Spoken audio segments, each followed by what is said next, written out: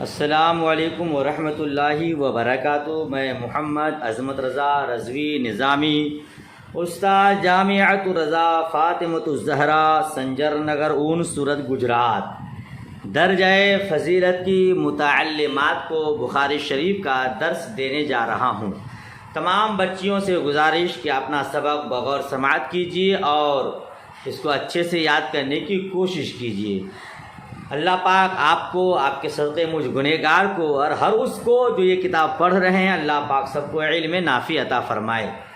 چلیے آج کا سبق پڑھتے ہیں۔ اللہ رب محمد صلی اللہ علیہ وسلم، نحن عباد محمد صلی اللہ علیہ وسلم۔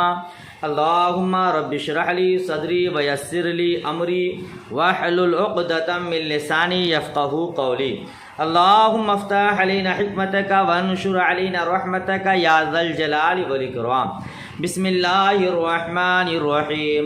حدثنا موسیٰ بن اسماعیل قال اخبرنا ابو عوانہ قال حدثنا موسى بن أبي عائشة قال حدثنا سعيد بن جبير عن ابن عباس رضي الله عنهما في قوله تعالى لا تحرك به لسانك لتعجل به قال كان رسول الله صلى الله تعالى عليه وسلم يعالج من التنزيل شدة وكان مما يحرك شفتيه فقال ابن عباس رضي الله عنهما فأنا أحركهما لك كما كان رسول الله صلى الله تعالى عليه وسلم يحركهما وقال سعيد أنا أحركهما كما رأيت ابن عباس رضي الله عنهما يحركهما فحرك شفتيه فأنزل الله تعالى لا تحرك به لسانك لتعجل به إن علينا جمعه وقرآنه قال جمعه لك صدرك وتقرأه فإذا قرأناه فاتبع قرآنه قال فاستمع له وأنصت ثم إن علينا بيانه ثم إن علينا أن تقرأه فكان رسول الله صلى الله تعالى عليه وسلم بعد ذلك إذا أتاه جبريل استمع فإذا انطلق جبريل قرأه النبي صلى الله تعالى عليه وسلم كما قرأه۔ سبحان اللہ سبحان اللہ۔ آئیے اس حدیث کا ترجمہ پہلے بتا دیتا ہوں، پھر اس کے بعد مختصر سی وضاحت۔ حدثنا موسیٰ بن اسماعیل، امام بخاری فرماتے ہیں ہم سے حدیث بیان کی موسیٰ بن اسماعیل نے، وہ فرماتے ہیں مجھے خبر دی، ہمیں خبر دی ابو عوانہ نے، وہ فرماتے ہیں ہم سے حدیث بیان کی موسیٰ بن ابی عائشہ نے۔ ابی عائشہ کے نیچے لکھا لا یعرف، اس میں اس کا نام معلوم نہیں ہو سکا، ابو عائشہ کنیت ہے۔ مجھے خبر دی موسیٰ بن ابی عائشہ نے، وہ فرماتے ہیں ہم سے حدیث بیان کی سعید ابن جبیر رضی اللہ تعالی عنہما نے، وہ روایت کرتے ہیں حضرت عبداللہ ابن عباس رضی اللہ تعالی عنہما سے، فی قولہ تعالی، اللہ عز و جل کے اس ارشاد کی تفسیر میں، لا تحرک بہ لسانک لتعجل بہ، تم جلد یاد کرنے کی خواہش میں نزول قرآن کے ساتھ اپنی زبان کو حرکت نہ دو۔ قال کان رسول اللہ صلی اللہ تعالی وسلم، حضرت عبداللہ ابن عباس رضی اللہ تعالی عنہما نے کہا کہ حضور نبی مکرم صلی اللہ تعالی علیہ وسلم قرآن کے نازل ہونے سے شدت محسوس فرماتے تھے۔ ٹھیک ہے، جب جبرائیل وحی لے کر اترتے اور اپنی زبان اور ہونٹوں کو حرکت دیتے تو حضور پر شدت طاری ہوتی جسے جان لیا جاتا۔ جب جبرائیل وحی لے کر اترتے اور اپنی زبان اور ہونٹوں کو حرکت دیتے، حضور پر شدت طاری ہوتی، تو کیا کرتے حضور؟ ساتھ ساتھ خود پڑھنے کی کوشش کرتے۔ ٹھیک ہے نا. تو حضور پر شدت طاری ہوتی جسے جان لیا جاتا. فقال ابن عباس رضی اللہ عنہما, تو حضرت عبداللہ ابن عباس رضی اللہ تعالی عنہما نے فرمایا, میں تمہیں سمجھانے کے لیے اپنے ہونٹوں کو ہلاتا ہوں جیسے رسول اللہ صلی اللہ تعالی علیہ وسلم ہلاتے تھے. ترجمہ ٹھیک ہے. وقال سعید انا احركهما كما رأيت ابن عباس رضی اللہ عنہما يحركهما. اور سعید ابن جبیر رضی اللہ تعالی عنہما, یہ حضرت عبداللہ ابن عباس رضی اللہ تعالی عنہ کے شاگرد ہیں, ہے نا. تو حضرت سعید ابن جبیر نے فرمایا کہ میں تم لوگوں کے لیے اپنے ہونٹوں کو ہلاتا ہوں جیسے ابن عباس ہلاتے تھے. تو انہوں نے اپنے ہونٹوں کو ہلایا. تو اللہ عز و جل نے سورہ قیامہ کی اس آیت کو اتارا. کون سی آیت؟ وہی لا تحرک بھی لسانک لتعجل بھی, یعنی جلد یاد کرنے کی کوشش میں اپنی زبان کو زیادہ حرکت نہ دو. ٹھیک ہے, اپنی زبان کو زیادہ حرکت نہ دو, نہ ہلاؤ. ان علینا جمعہ وقرآنہ, بے شک اس کا محفوظ کرنا اور پڑھنا ہمارے ذمے ہے. کیا ہے؟ ہمارے ذمے ہے, یعنی بے شک ہمارے ذمے ہے اس کا آپ کے سینے میں جمع کرنا اور اس کا بیان کرنا. تو جب ہم پڑھ چکے ہیں تو اس پڑھے ہوئے کی اتباع کریں. جی فَإِذَا قَرَأْنَاهُ فَاتَّبِعْ قُرْآنَهُ. کیا کریں؟ جب ہم پڑھ چکے, جب ہم پڑھ لیں تو اسے اس پڑھے ہوئے کی اتباع کریں. ٹھیک ہے, اور کیا کریں؟ فتح قرآن, اس پڑھے ہوئے کی اتباع کریں. تو جب ہم اسے نازل کر چکے ہیں تو اسے غور سے سنیے اور خاموش رہیے. پھر اس کا بیان ہمارے ذمہ ہے, یعنی ہمارے ذمہ ہے کہ آپ اس کو پڑھتے رہیں گے. اس کے بعد جب رسول اللہ صلی اللہ تعالی علیہ وسلم کی خدمت میں جبریل علیہ السلام حاضر ہوتے تو آپ بغور سنتے رہتے. جی گردن جھکائے رہتے. اور جب فیضاً طلقہ جبریل قرأہ النبی, اور جب جبریل علیہ السلام چلے جاتے تو نبی کریم صلی اللہ تعالی علیہ وسلم ویسا ہی پڑھ لیتے جیسا جبریل نے پڑھا. یہ حدیث کا ترجمہ ہوا. اب آئیے شروع سے تھوڑی سی وضاحت سماعت کریے. اس سے پہلے جو آپ سبق پڑھے ہیں اس کے تعلق سے بھی کچھ بیان کرنا رہ گیا ہے. آپ نے پڑھا کہ جب جبریل میرے آقا صلی اللہ تعالی وسلم غار حرا میں تھے, جبریل علیہ السلام تشریف لائے, فرشتہ تشریف لائے اور آپ کو پڑھنے کو کہا. تو کون سی صورت آیت نازل ہوئی؟ اقرأ بسم ربک الذی خلق, ہے نا. یعنی سورہ اقرا کی 5 آیتیں غار حرا میں مصطفیٰ جان رحمت صلی اللہ تعالی علیہ وسلم پر نازل ہوئی. یاد رکھیے گا سب سے پہلے کیا نازل ہوا اس بارے میں علماء کرام کا اختلاف ہے.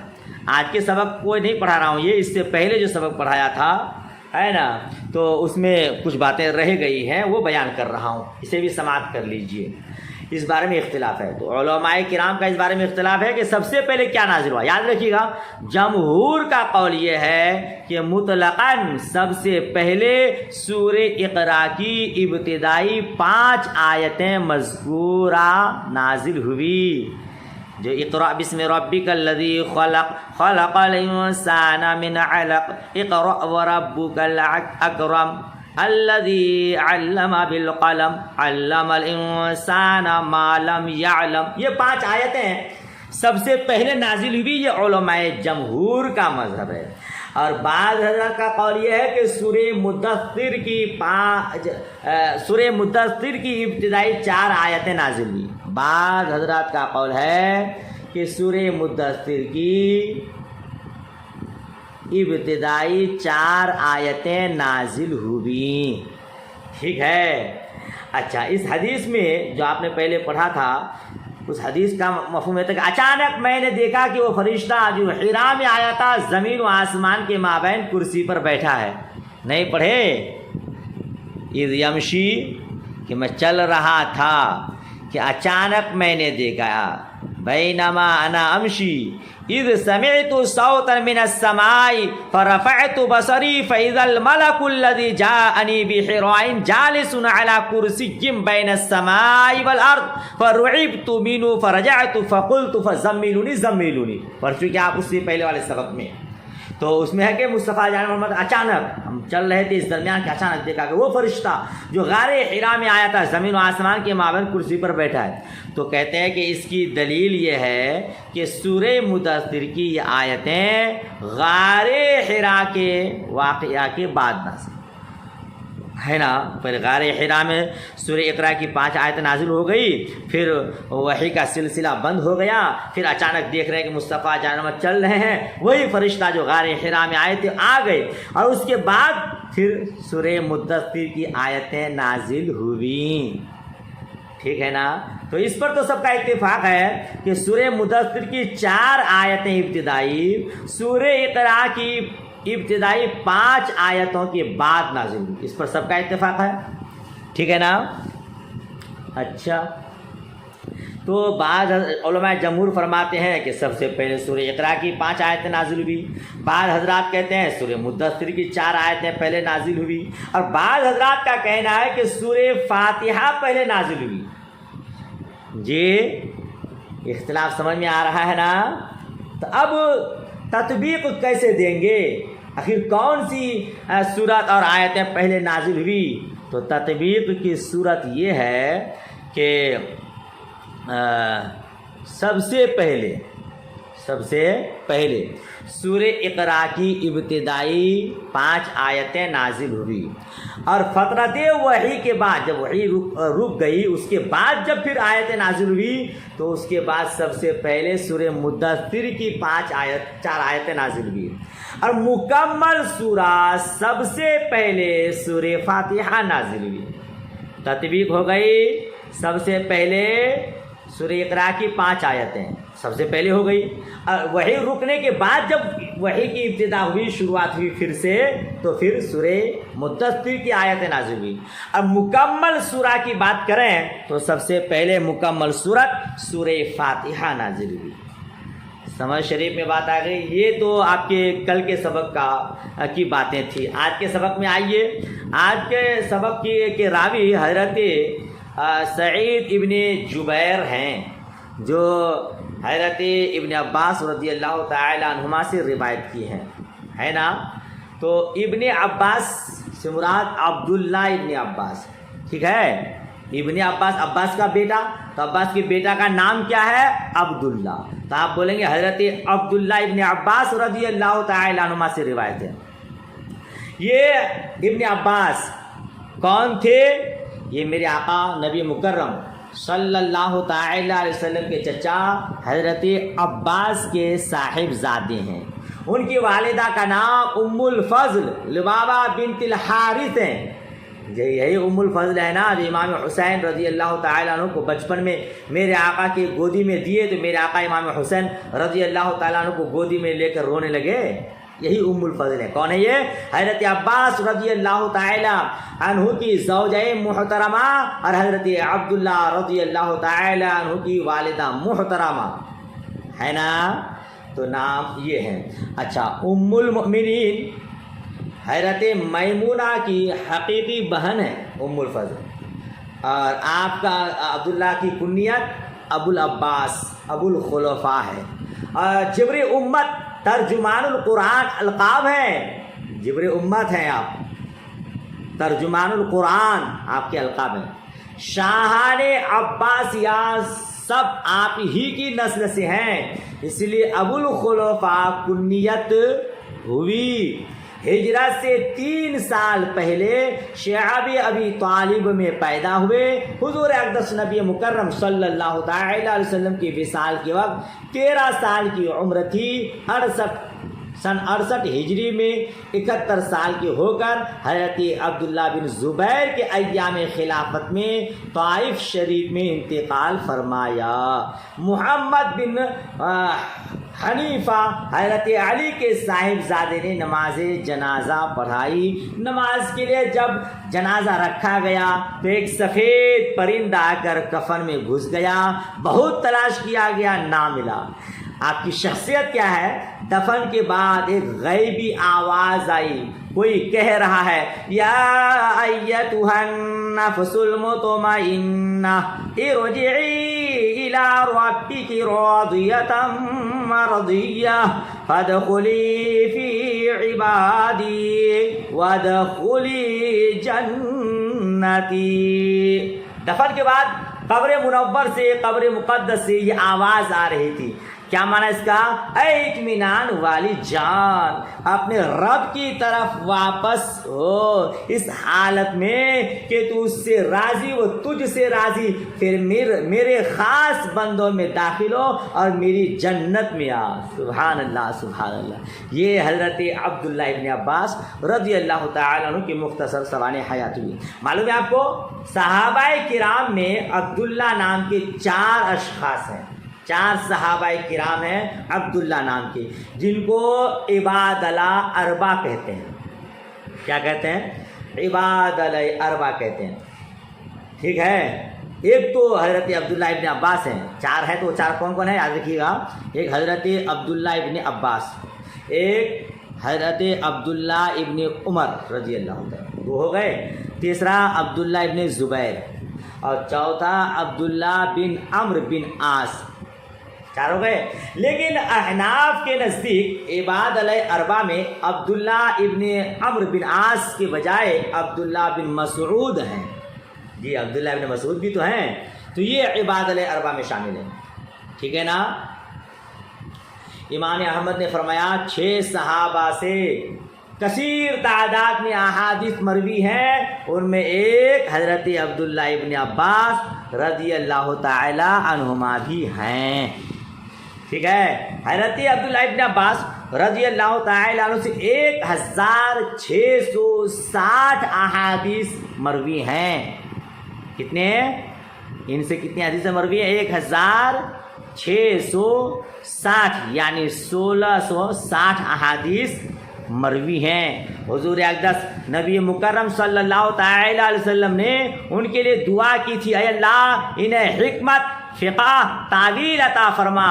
اس کی برکت سے کم عمر ہی میں ان کے علم و فضل کا سکہ سب پر بیٹھ گیا تھا۔ حضرت فاروق اعظم رضی اللہ تعالی عنہ کے بہت قریب تھے، اہم سے اہم امور میں اجلّہ صحابہ کرام کے ساتھ مشورہ میں شرکت فرماتے تھے۔ سبحان اللہ، سبحان اللہ۔ یہ حضرت عبداللہ ابن عباس رضی اللہ تعالی عنہ۔ اس حدیث کا مطلب کیا ہے؟ اس حدیث کا مفہوم کیا ہے؟ یاد رکھیے گا، اس حدیث کو حدیث مسلسل بالشفتین کہتے ہیں۔ اس حدیث کا نام کیا ہے؟ حدیث مسلسل بالشفتین۔ جی اب اس کا مطلب کیا ہے یاد رکھیے گا۔ حضرت عبداللہ ابن عباس رضی اللہ تعالی عنہ نے فرمایا کہ قرآن کے نزول کے وقت رسول پاک صلی اللہ تعالی علیہ وسلم سختی محسوس فرماتے تھے، جیسا کہ ابھی آپ نے ترجمہ میں سنا۔ جب جبرائیل قرآن سناتے تو حضور نبی مکرم صلی اللہ تعالی علیہ وسلم ان کے ساتھ ساتھ قرآن مجید پڑھتے۔ حاضرین پڑھنے کی وجہ سے ہونٹوں کی حرکت کو دیکھتے، مقصود یہ تھا کوئی لفظ یاد سے نہ رہ جائے، اس لیے میرے آقا جلدی جلدی کرتے تھے، جس طرح جبرائیل لے کر آئے ہیں بے آئے نہیں اسی طرح محفوظ کر لوں۔ تو نبی مکرم صلی اللہ تعالی علیہ وسلم اس وقت اپنے ہونٹوں کو حرکت دیتے۔ حضرت عبداللہ ابن عباس نے اسی طرح ہونٹ ہلا کر اپنے شاگردوں کو دکھایا، جن میں سعید بن جبیر بھی تھے۔ جی سعید بن جبیر حضرت عبداللہ ابن عباس رضی اللہ تعالیٰ عنہ کے شاگرد وہ بھی تھے. اچھا جیسے عبداللہ ابن عباس نے اپنے ہونٹوں کو ہلایا ویسے ہی سعید بن جبیر نے بھی ہونٹ ہلا کر اپنے تلامذہ کو دکھایا. تو اس حدیث میں بہت سختی ہے, شدت ہے نا. ایک تو نزول وحی کی شدت کہ وہی اسی وقت وہی نازل ہو رہی ہے تو ویسے میرے آقا پر دشوار گزرتا تھا, اور دوسرا یہ کہ بغور سننا کہ کچھ رہ نہ جائے, اور پھر ساتھ ساتھ پڑھنا. اللہ اللہ, تو یہ مصطفیٰ جان رحمت کرتے تھے, سختی پر سختی. ٹھیک ہے نا. اس سورہ پر سورہ قیامہ کی آیت نازل ہوئی کیا, لا تحرک بھی لسانک لتعجل بھی, جو آپ پڑھے, یعنی قرآن نازل ہونے کی حالت میں آپ یاد کرنے کی کوشش میں پڑھا نہ کریں. پورے قرآن مجید کا آپ کے سینے میں جمع فرما دینا, محفوظ کر دینا, تاکہ آپ اسے بآسانی پڑھ لیں, ہمارے ذمہ کرم ہے. رب فرماتا ہے محبوب آپ مشقت نہ اٹھائیں, آپ دشواری برداشت نہ کریں, میں آپ کے سینے میں اس قرآن پاک کو محفوظ کر دوں گا.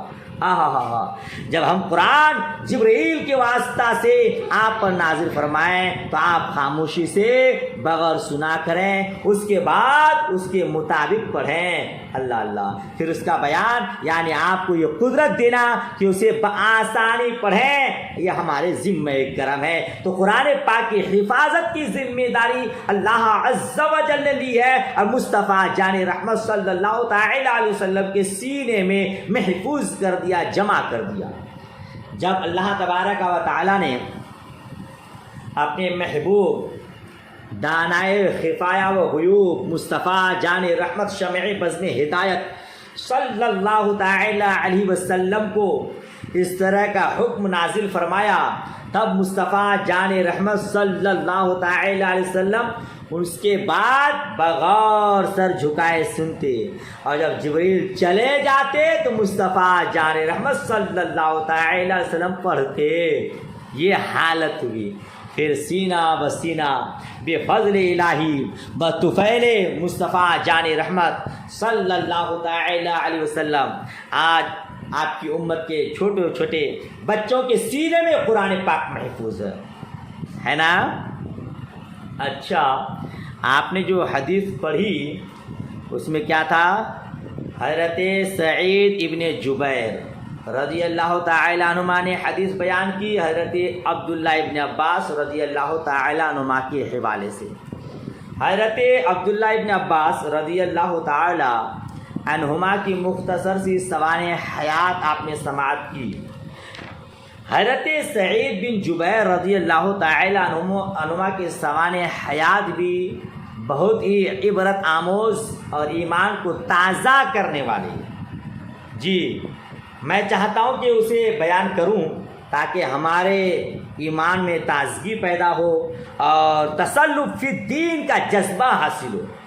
اور انشاءاللہ آپ اس کو سنیے, دیکھیے کہ آپ کو دین میں سختی کے ساتھ قائم رہنے کا جذبہ کیسے حاصل ہوتا ہے. اللہ تبارک و تعالی نے ان نفوس قدسیہ کو کیسا تسلط فی الدین کا جذبہ اور حوصلہ دیا تھا, اور وہ لوگ دین پر کیسے ڈٹے رہے. اللہ اکبر. تو آئیے سماعت کیجیے. سعید ابن جبیر ہے نا, یہ نام ہے آپ کا, کنیت ابو محمد ہے, کبار تابعین میں سے ہیں, بہت بڑے فقیہ محدث مفسر تھے. اسی وجہ سے آپ کا لقب جہز العلماء ہے.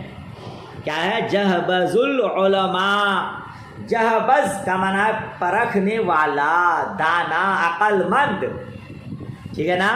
ان کے تبحر علمی اور جلالت شان پر اتفاق ہے. بڑے عابد, زاہد, شب زندہدار تھے.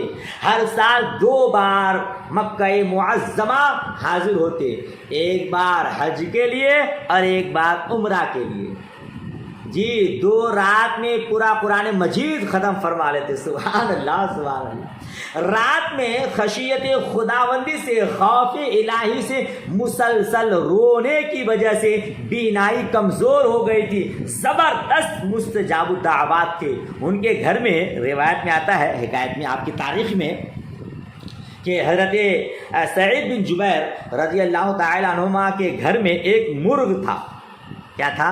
ایک مرغ.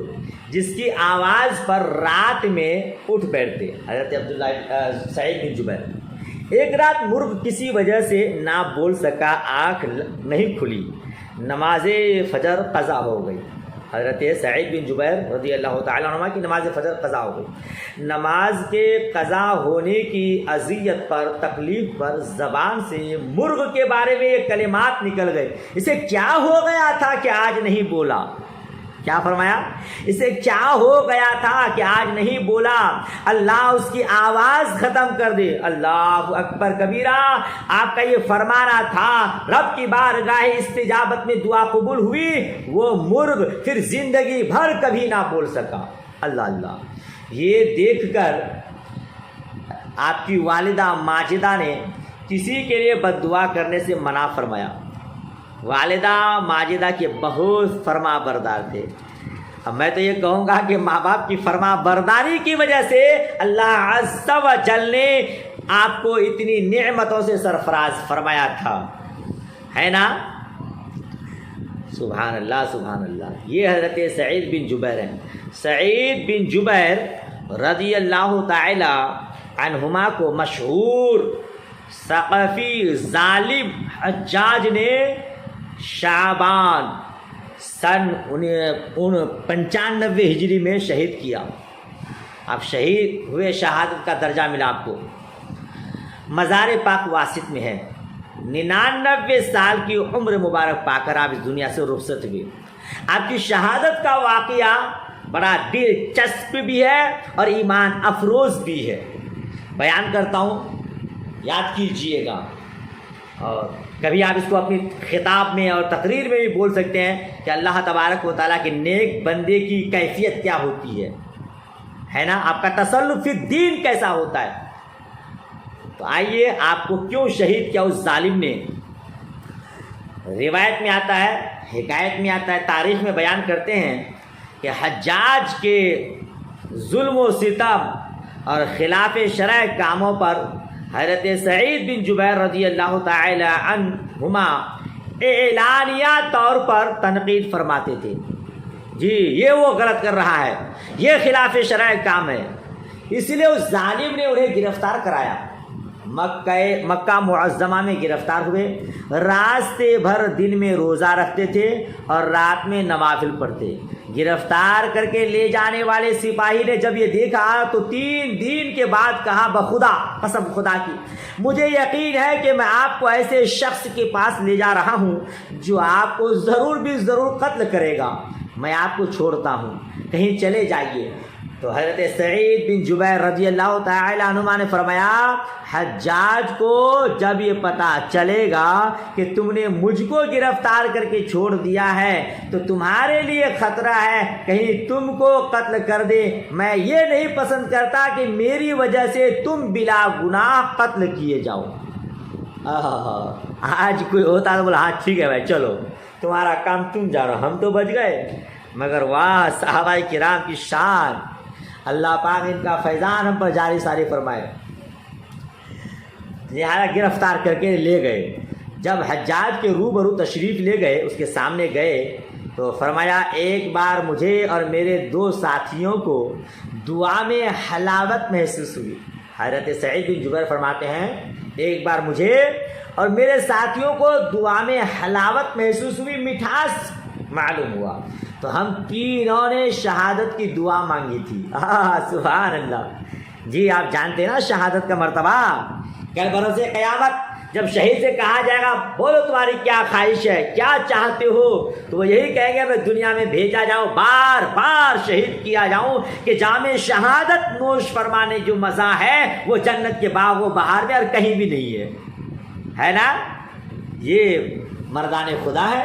تو آپ لوگوں نے دعا کر دی بارگاہ میں خداوند میں کہ اللہ ہم لوگوں کو شہادت کی موت عطا فرمانا. ٹھیک. تو حضرت سعید بن جبیر فرماتے ہیں کہ ہم لوگوں نے شہادت کی دعا مانگی, اور دعا میں حلاوت اس کے مقبول ہونے کی نشانی ہے.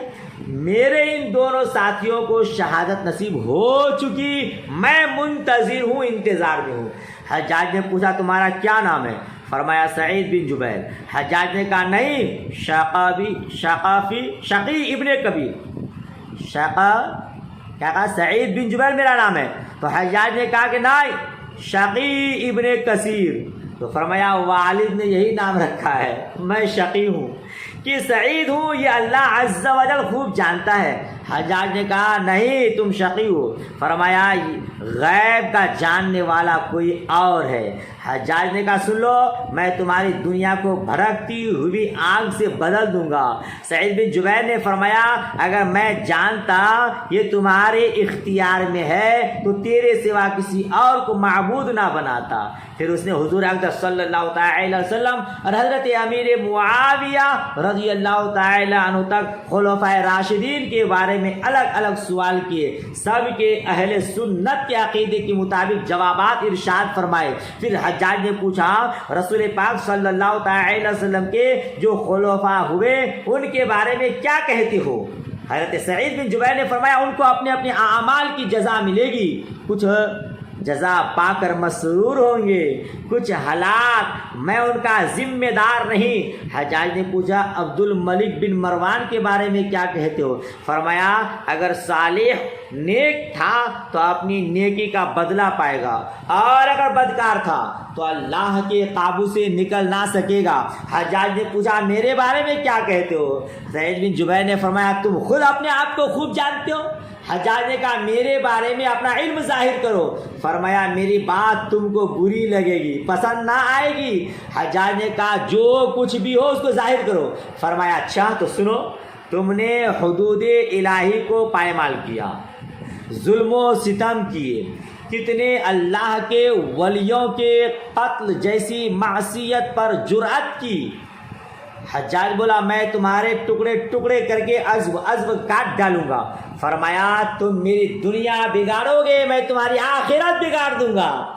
حجاج نے پوچھا کس طرح قتل ہونا پسند کرتے ہو بتاؤ. تو حضرت سعید بن جبیر نے فرمایا تم پسند کرو, جس طرح مجھے قتل کرو گے اسی طرح میں آخرت میں تمہیں قتل کروں گا. سبحان اللہ. حجاج نے پوچھا کیا تمہاری یہ خواہش ہے کہ تم کو معاف کر دوں؟ فرمایا عفو اللہ کی طرف سے ہے, رہ گیا تو نہ تو تیرے لیے برأت ہے نہ عفو. اب غصے میں جل بھون کر جلادوں کو حکم دیا انہیں لے جا کر قتل کر دو. جب جلاد مقتل میں لے چلے تو آپ ہنسے. حجاج نے حکم دیا واپس لاؤ. اس نے پوچھا ہنسے کیوں؟ فرمایا اللہ کے حضور تیری جرأت پر, تیری ہمت پر, تیری نادانی پر اور اللہ کے حلم پر انتہائی طیش میں آ کر حکم دیا میرے سامنے دربار میں قتل کرو. جب قتل کے لیے لٹایا تو آپ نے پڑھا انی وجہت وجہی للذی فطر السماوات والارض حنیفا وما انا من المشرکین. یہ والی آیت پڑھی ہے نا, تو حکم دیا قبلہ سے منہ پھیر دو. تو آپ نے تلاوت کی فَأَيْنَمَا تُوَلُّوا فَثَمَّ وَجْهُ اللَّهِ, جدھر بھی کرو ادھر ہی اللہ کا چہرہ ہے. تو وہ ظالم کڑھ کر حکم دیا منہ کے بل لٹا دو. تو سعید بن جبیر نے پڑھا مِنْهَا خَلَقْنَاكُمْ وَفِيهَا نُعِيدُكُمْ وَمِنْهَا نُخْرِجُكُمْ تَارَةً أُخْرَى. ہم اسی سے پیدا کیے گئے ہیں. منہا خلقناکم, ہم نے تم کو اسی سے پیدا کیا. وفیہا نعیدکم, ہم تم کو اسی میں لوٹا دیں گے. ومنہا نخرجکم تارۃ اخری, اور دوبارہ ہم تم کو اسی سے نکالیں گے. وہ ظالم حکم دیا ذبح کر دو. حضرت سعید نے فرمایا میں اس بات کی گواہی دیتا ہوں کہ سوائے اللہ عز و جل کے کوئی معبود نہیں, اور جناب محمد رسول اللہ صلی اللہ تعالی وسلم اللہ کے رسول ہیں. اسے یاد رکھنا یہاں تک کہ قیامت کے دن میری تیری ملاقات ہو. پھر دعا فرمائی اے اللہ میرے بعد اسے کسی پر قابو نہ دینا کہ اسے قتل کر سکے. اس کے بعد شہید کر دیے گئے. تن اقدس سے سر جدا ہونے کے بعد 3 بار کلمہ پڑھا. جو تیسری بار پورا سنا گیا, ذبح کے بعد بہت زیادہ خون نکلا. اس پر ظالم کو حیرت ہوئی. طبیب کو بلا کر پوچھا کہ طبیب نے بتایا کہ اور قتل کیے جانے والوں کا خون خوف سے ڈر سے سوکھ جاتا تھا اور ان پر خوف کا اثر بالکل نہ تھا. ہنسی خوشی جان دی اس لیے خون زیادہ نکلا. اس کے 3 دن کے بعد حجاج کے پیٹ میں پھوڑا ہو گیا. بہت علاج کیا, کوئی فائدہ نہ ہوا, کوئی علاج کارگر ثابت نہ ہوا. 16 دن کے بعد یا 6 مہینے کے بعد, ایک مختلف روایت, 16 دن کے بعد یا 6 مہینے کے بعد بہت ہی زیادہ تکلیف اٹھا کر مرا. حجاج کہتا تھا جب میں سوتا ہوں تو سعید آ کر میرے پاؤں پکڑ کر کھینچتے ہیں اور فرماتا ہے خدا کے دشمن تو نے مجھے کیوں قتل کیا. چیختا کہ میں نے سعید کو کیوں قتل کر دیا. حجاج کے مرنے کے بعد, اس ظالم کے مرنے کے بعد کسی نے اس کو خواب میں دیکھا, پوچھا کیسی گزری, بتایا کہ اور قتل کے بدلے ایک بار قتل کیا گیا اور سعید کے قتل کے بدلے 70 بار قتل کیا گیا. خدا رحمت کندی عاشقان پاک تینت را. یہ اللہ والے ہیں, یہ اللہ والے ہیں, اپنی جان دینے سے پیچھے نہیں ہٹتے ہیں, مگر اسلام کا دامن اپنے ہاتھ سے نہ جائے, ایمان اور اسلام پر ذرہ برابر آنچ نہ آنے پائے. یہ تسلط فی الدین ہے. اللہ پاک ہم سب کو بھی اس دولت سے نوازے اور مالا مال فرمائے. ٹھیک ہے, خیر یہ سعید بن جبیر رضی اللہ تعالی عنہما کی کچھ سوانح حیات ہوئی, یاد کریں گے انشاءاللہ فائدہ ہوگا. یہ جو حدیث ہم نے پڑھی ابھی ہے نا, جو حضرت عبداللہ ابن عباس سعید بن جبیر سے روایت, وہ روایت کرتے ہیں حضرت عبداللہ ابن عباس رضی اللہ تعالی عنہما سے. اور تو اس میں ایک اعتراض ہو سکتا ہے. کیا اعتراض؟ یہ سورہ مکی ہے. کون سی؟ سورہ قیامہ.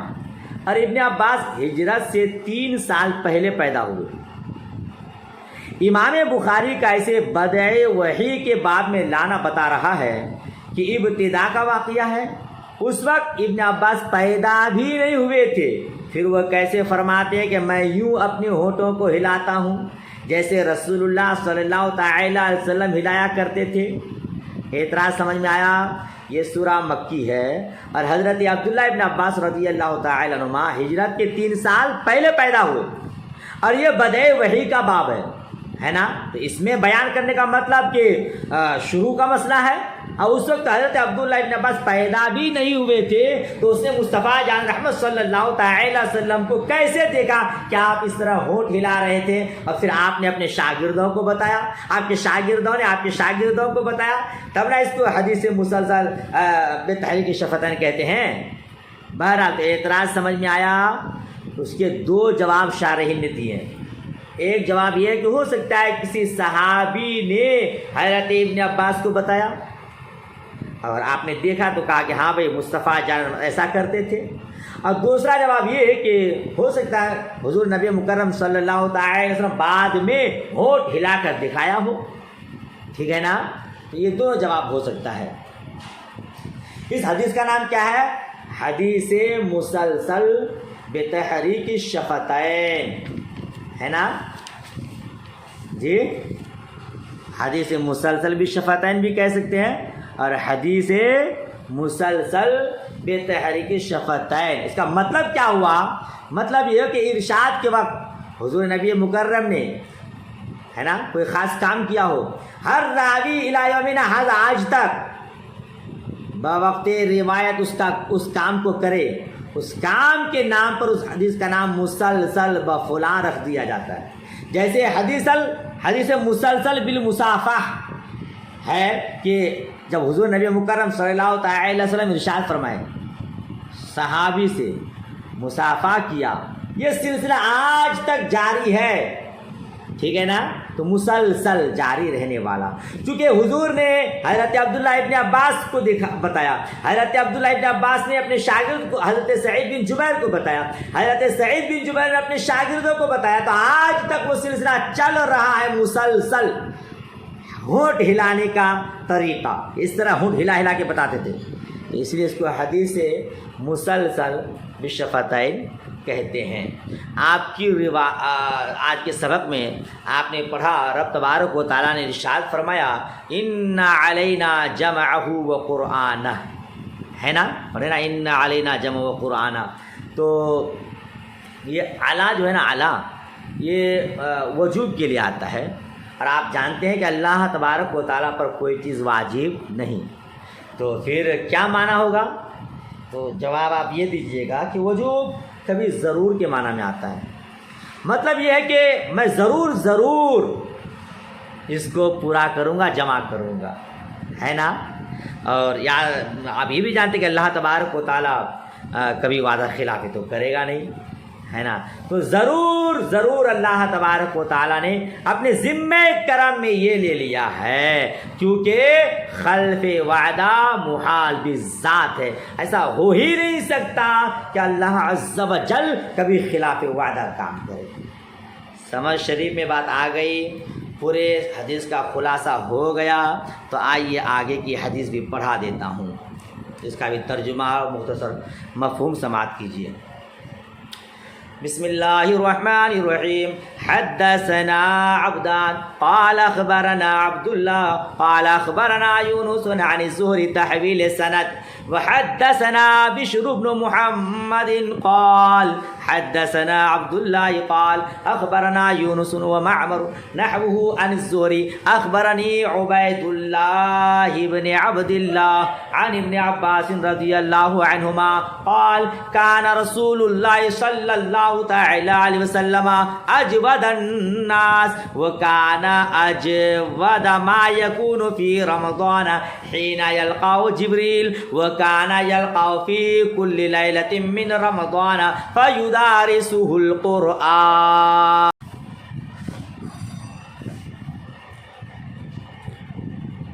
فلرسول الله صلى الله تعالى عليه وسلم اجود بالخير من الريح المرسلة۔ ہو گئی عبارت جی؟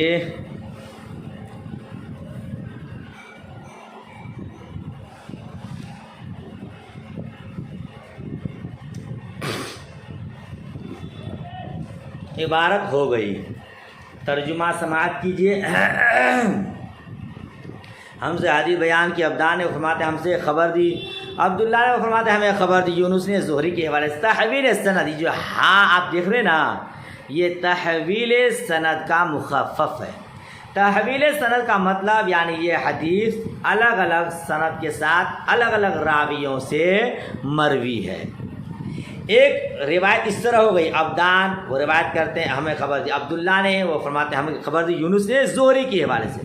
اب دوسری سند ہے کہ امام بخاری فرماتے ہیں ہم سے حدیث بیان کی بشر بن محمد نے، وہ فرماتے ہیں ہم سے حدیث بیان کی عبداللہ نے، وہ فرماتے ہیں ہمیں خبر دی یونس نے اور معمر نے، جی اسی طرح زہری سے، اور مجھے خبر دی عبید اللہ بن عبداللہ نے۔ وہ روایت کرتے ہیں حضرت عبداللہ ابن عباس رضی اللہ تعالی عنہما سے، قال کان رسول اللہ صلی اللہ تعالی علیہ وسلم اجود الناس۔ کیا ترجمہ؟ اب ترجمہ سنیے۔ حضرت عبداللہ ابن عباس رضی اللہ تعالی عنہما سے روایت ہے، رسول پاک صلی اللہ تعالی علیہ وسلم سب لوگوں سے زیادہ سخی تھے، اور آپ کی سخاوت سب سے زیادہ رمضان میں ہوتی تھی، اور آپ کی سخاوت سب سے زیادہ رمضان میں ہوتی تھی جب جبرائیل ملاقات کرتے، اور وہ رمضان کی ہر رات میں آپ سے ملاقات کر کے قرآن مجید کا دور کیا کرتے۔ یہ سلسلہ رمضان کے ختم ہونے تک رہتا۔ جب جبرائیل رسول اللہ صلی اللہ تعالی علیہ وسلم سے ملاقات کرتے، اس وقت آپ بہتی ہوا سے بھی زیادہ خیر رساں ہوتے۔ یہ ترجمہ ہو گیا۔ اب اس حدیث کو بھی تھوڑا سا سمجھ لیجئے، ہے نا۔ حضرت عبداللہ ابن عباس رضی اللہ تعالی عنہما سے روایت ہے کہ رسول پاک صلی اللہ تعالی علیہ وسلم تمام لوگوں سے زیادہ سخی تھے۔ اجود الناس، آپ کو معلوم ہے کہ اجود یہ جود کا اس میں تفضیل ہے، اس میں تفضیل ہے۔ جود کے معنی کسی کو اس کے لائق کوئی چیز دینی۔ جود کا کیا معنی ہے؟ کسی کے لائق اس کو کوئی چیز دینی اسی کو سخاوت بھی کہتے ہیں۔ واہ کیا جود و کرم ہے شہ بطحا تیرا، نہیں سنتا ہی نہیں مانگنے والا تیرا، وہی تو معنی ہے۔ تو اجود الناس کے معنی میں سب لوگوں سے زیادہ سخی، ٹھیک ہے نا۔ اچھا اس حدیث میں اجود الناس فرمایا، اور ناس اگرچہ انسان کے ساتھ مخصوص ہے مگر اسے لازم ہے پوری مخلوق سے زیادہ سخی ہونا۔ خالی ناس انسان ہی سے میں سب سے زیادہ سخی نہیں تھے، بلکہ پوری کائنات پورے مخلوقات میں سب سے زیادہ سخی مصطفیٰ جان رحمت صلی اللہ تعالی علیہ وسلم ہے نا۔ کیوں؟ کیونکہ جب انسانوں میں سب سے زیادہ سخی ہیں تو بدرجہ اولاد دوسرے مخلوقات سے سخی ہوں گے، ٹھیک ہے نا۔ اللہ ہو اور ایک حدیث میں ہے حضور نے فرمایا اللہ عز و جل سب سے بڑا جواد سخی ہے، پھر انسانوں میں سب سے بڑا سخی میں ہوں، پھر میرے بعد وہ سب سے زیادہ سخی ہے جو علم حاصل کر کے اس کو پھیلائے۔ سبحان اللہ سبحان اللہ، اللہ کا کرم ہے۔ گویا سخی کے فہرست میں ہم جیسے گنہگار بھی ہیں، الحمدللہ رب العالمین۔ تحدیث نعمت کے طور پر ہم نے حدیث حاصل کی، علم دین حاصل کیا، اس کے فضل و کرم سے آج ہم آپ تک پہنچا رہے ہیں، آپ اپنے شاگرداؤں تک پہنچائیں گے، علم کا سلسلہ چلتا رہے گا۔ سب سے بڑا سخی اللہ عز و جل، اس کے بعد مصطفیٰ جان رحمت، اور ان کے بعد وہ جو علم حاصل کر کے دوسرے تک پھیلائے۔ اللہ تبارک و تعالی ہمیں خلوص کے ساتھ علم پھیلانے کی توفیق رفیق عطا فرمائے۔ اچھا حدیث آپ نے پڑھی کہ مصطفیٰ جان تمام لوگوں میں سب سے زیادہ سخی تو وہ کانا اجود ما یکون فی رمضان حین یلقاہ جبریل۔ اور رمضان شریف میں اور دنوں کے بنسبت حضور کی سخاوت اور بڑھ جاتی۔ جی آپ تو ہمیشہ سخاوت کر ہی رہے ہیں، پورے جہان پر رحمت ہے آپ کی، وما ارسلناک الا رحمۃ للعالمین، مگر رمضان میں دوسرے دنوں کی بنسبت اور زیادہ سخاوت فرماتے تھے۔ اس کی وجہ کیا تھی؟ ایک تو رمضان شریف موسم رحمت ہے نا، اول رحمت و اوسط مغفرت و آخر عتق من النیران۔ میرا آقا خود فرماتے ہیں کہ رمضان شریف کا اول اشرا رحمت کا ہے، بیچ والا مغفرت کا ہے، آخرت والا دوزخ کی آگ سے آزادی کا ہے۔ رمضان شریف میں اللہ تبارک و تعالیٰ بے پناہ برکتیں نازل فرماتا ہے، یہ مواسات کا مہینہ ہے، تو اس مہینے میں حضور کی سخاوت اور زیادہ بڑھ جاتی تھی، ہے نا۔ اچھا چلیے، تو اسی رمضان شریف کے بارے میں آپ بارہ سنے ہیں کہ فرض کا ثواب 70 فرض کے برابر اور نفل کا ثواب فرض کے برابر، اسی لیے اس رمضان شریف میں حضور کی سخاوت اور زیادہ بڑھ جاتی تھی، ٹھیک ہے۔ زیادہ تفصیل آپ اس کو خود بھی جانتے ہیں۔ اچھا اب دوسری بات یہ کہ مصطفیٰ جان رحمت صلی اللہ تعالی علیہ وسلم کی بارگاہ میں جبریل علیہ السلام رمضان شریف کے رات میں آتے اور قرآن پاک کا دور کرتے، ہے نا جی۔ تو دیکھیے نا، ایک تو رمضان شریف، پھر اس میں جبریل علیہ السلام تشریف لائیں اور پھر اس میں قرآن پاک کا دور کریں، کتنے برکتیں ہیں۔ اس لیے حضور کی سخاوت اور زیادہ بڑھ جاتی تھی، ٹھیک ہے نا۔ اچھا یہ رات کو کیوں آتے تھے؟ سوال ہوتا ہے، دن کو بھی جبریل علیہ السلام آتے اور قرآن پاک کا دور کرتے، مگر رات میں آتے رمضان شریف کی۔ تو اس کا جواب یہ ہے کہ رات کے انتخاب کی حکمت یہ ہے کہ جو سکون اور یکسوئی رمضان رات میں ہوتی ہے وہ دن میں نہیں ہوتی۔ دن میں بڑے جھمیلے رہتے یہاں وہاں کے، رات میں اطمینان سکون ہوتا ہے۔ اور دوسری بات یہ کہ محب و محبوب کی ملاقات کے لیے رات ہی منتخب ہے۔ سمجھ شریف میں بات آ رہی ہے، اسی لیے رات ہی کا انتخاب فرمایا۔ رات کو جبریل علیہ السلام آتے اور قرآن پاک کا دور کرتے۔ کیسے دور کرتے؟ کیا آپ سناتے؟ مصطفیٰ جان رحمت سنتے، پھر حضور سناتے اور پھر جبریل علیہ السلام سنتے۔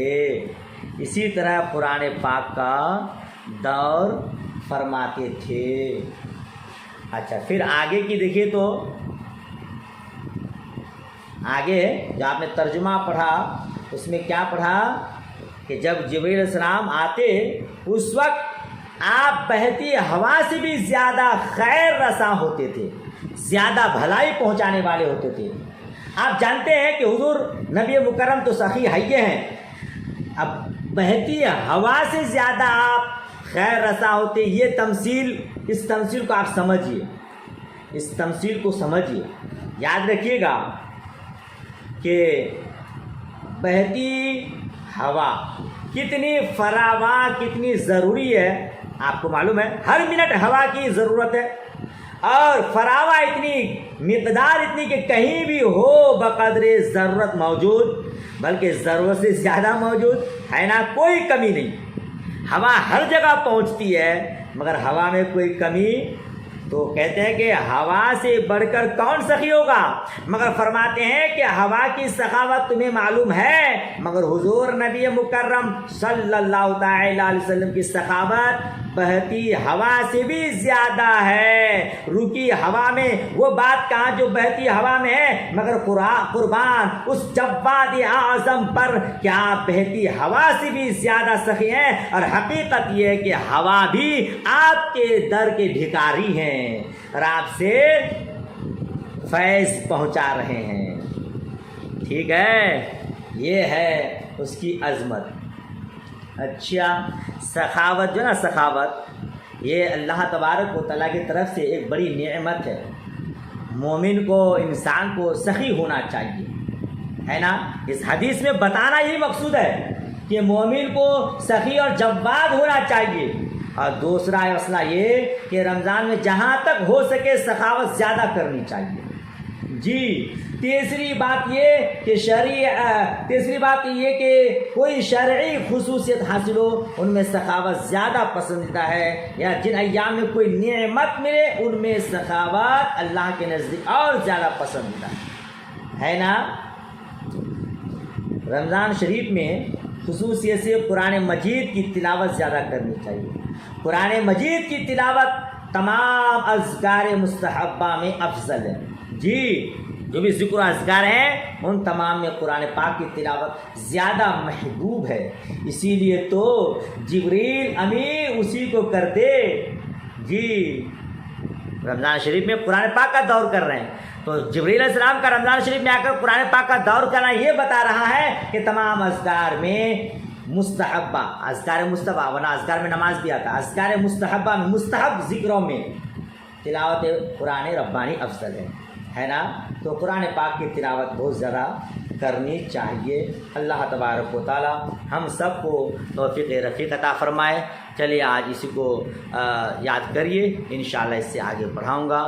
اللہ حافظ، خدا حافظ۔